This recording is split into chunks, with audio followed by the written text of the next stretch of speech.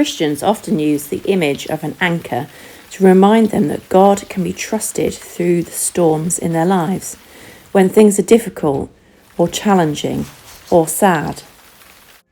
And here's my anchor. Now, I'm going to set you a bit of a task to make your own anchor. So you just need a piece of cardboard, or you might want to make it out something a bit more robust than that, and chop it out. And what I'd like you to do is write on one side of the anchor. Here's one I've done earlier. Feel like I'm on Blue Peter, my dream job. So what I've done is I've written on in felt tip different things that might be worrying me, or making me feel sad, or making me feel a bit frightened. All the things that are the storms perhaps in our lives at the minute. And we're going to come back to this anchor later on. Last week we looked at the idea of what makes us happy. I thought about food quite a lot, do you remember? Common theme in my household. You had a chance to think about all the things that make you happy. Now, we also heard a story that Jesus told his followers. It's found in the Bible. It's called the Sermon on the Mount. And in this story, Jesus tells his followers that actually to be truly happy, they just need to ask God for the things that they need, and God would provide for them. Over many thousands of years, God's people have struggled with this concept, and they often need reminding of the fact that God wants to help them. They just need to ask. Now, I can imagine there's probably loads of things that you need reminding of over and over again, even though you have been told. I would imagine one of these things is maybe tidying your bedroom. I wonder how many times you need to be reminded that you need to tidy your bedroom. Or it could be to do your schoolwork, or it could be to help clear the table. We get told these things and we know that we should do them, but we often need reminding of them. In our household, it's Reuben's reminding of putting his shoes away, not just leaving them stranded on the floor. What things do you need to be constantly reminded about? Maybe your parents might want to remind you of what they need to keep reminding you about at this moment. Now, today I'm going to tell you a story, and it's a story that you might well recognise. It's a story that's found in the Old Testament in the Bible, and it's about Moses, who is leading the Jewish people out of Egypt. But there is a catch.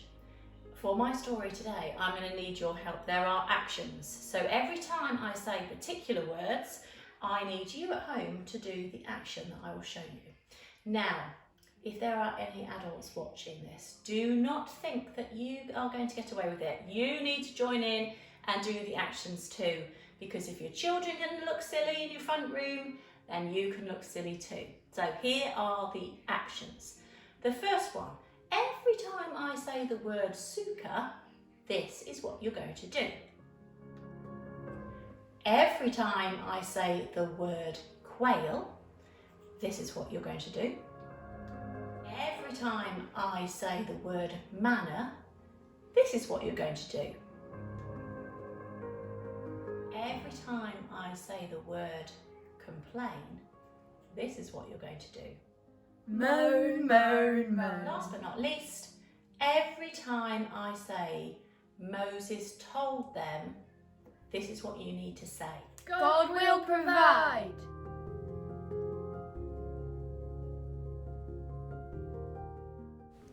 The Jewish people had been rescued from being slaves in Egypt, where they had been commanded to make bricks in the hot, hot sun for more years than anyone dared to remember.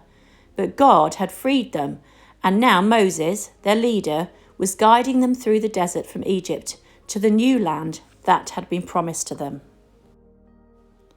It was the longest journey that any of them had ever been on. They had to take with them everything they owned and camped in a different place every night. So every night, before bed, they had to put up their shelters, called sukkahs, so that they had somewhere to sleep in the cool night air.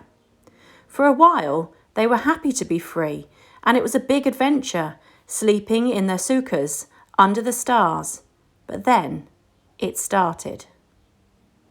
The Jewish people began to worry and complain. Moan, moan, moan. About anything and everything.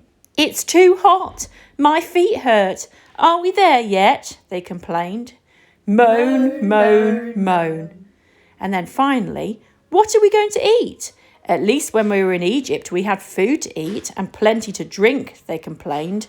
Moan, moan, moan. It went on for days. God heard what the people were saying and told Moses, "In the evenings I will give my people meat to eat, and in the mornings I will provide bread for them. So they don't need to worry." So Moses went back to the people and told them, God will provide. That night, when the Jewish people had put up their sukkahs, an enormous flock of quails landed. There were quails as far as the eyes could see. They all looked in complete astonishment at the sight, but Moses told them, God will provide. to remind them that they didn't need to worry. They all went to sleep happy that night. In the morning, when the people came out of their sukkahs, there was a strange, powdery substance lying on the ground, almost as if there had been a frost that night. They called it manna, which means, "What is it?" Once more, Moses told them, God will provide. and commanded them to taste it. When they tasted it, it was as delicious and as filling as bread, and each person collected enough to keep them from being hungry for the whole day. If anyone tried to collect more manna than they needed by the next morning, it had gone bad. Once more, Moses told them, God will provide. He will send you what you need each day, so you don't need to store it up. The Jewish people travelled in the desert, living in sukkahs for 40 years until they reached the land that God had promised them. And each day, God would provide quails in the morning and manna in the evening. Today, Jewish people will tell this story and remember what happened as their ancestors travelled the long journey through the desert, but especially what Moses told them. Provide. And so it can also be a reminder to us that whenever we are worried, we can be sure of God's help and trust that just like Moses told the people of Israel, God will provide. God will provide. Now, I really like this story. I like this story for a couple of reasons. The first reason is because actually it's a story about people who forget. And it is really reassuring to me that these people, God's chosen people, needed reminding over and over and over again of something that had been promised to them. And it kind of makes me feel a little bit better that actually sometimes I might need reminding of the things that I know that really I should be doing or the ways that I should be acting, and I sometimes forget. Now, the other reason why I like this story is because it talks about the fact that actually we don't need to worry. That in our worry, in the storms, in the things that frighten us or the things that scare us, that actually we can rely on God. Now, Christians use that symbol of the anchor that we looked at right at the beginning of the assembly, as a symbol to remind them that God is their anchor and that God will keep them safe in the storms of life. Now, this story talks about the fact that actually for 40 years, the people of Israel were walking through the desert. It was tough, it was hot, it was hard. And yeah, they did a bit of moaning. But time and time again, God provided for them. And Christians use this story to remind them actually in tough times, when times are difficult, when times feel a little bit uncertain, when sometimes we want to moan, that actually we can ask God and God will provide for us. Now that brings me back to the anchor that we talked about right at the beginning of the assembly, where I encourage you to perhaps write down the things on your anchor that were worrying you, or things that you felt upset about, or a little bit hopeless about, I suppose. Now, if you turn your anchor over to the blank side, you can see what I've written. I've written a big word, hope, on the back, and written the thing that the people of God needed reminding over and over again in this story. God will provide for my needs. So on the front of the anchor are worries, on the back of the anchor, those things to remind us that God will look after us and provide for our needs, which gives us hope. You might want to share some of those worries with someone at home as well, and it might be worth having a chat about them. I want to spend a few minutes sitting quietly, just reflecting on what we've heard today. Now, I think this story ultimately is about hope. Hope for the future, hope for the situations that we find ourselves in. The people of God spent 40 years in the desert, 40 years of wandering, following Moses, having to trust that God had their future in his hands. And it's a story, a message of hope, that God would provide for them for all of their needs. The second thing really is about the fact that actually God's waiting to be asked.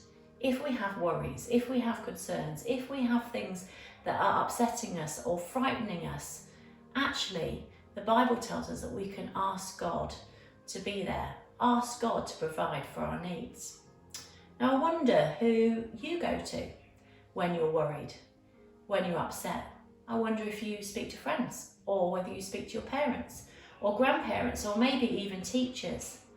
But Christians also know that they can go to God and ask God, and God will provide their needs. We are going to end our assembly today with a prayer, and if you want to join in with me or finish with the Amen, then please do so.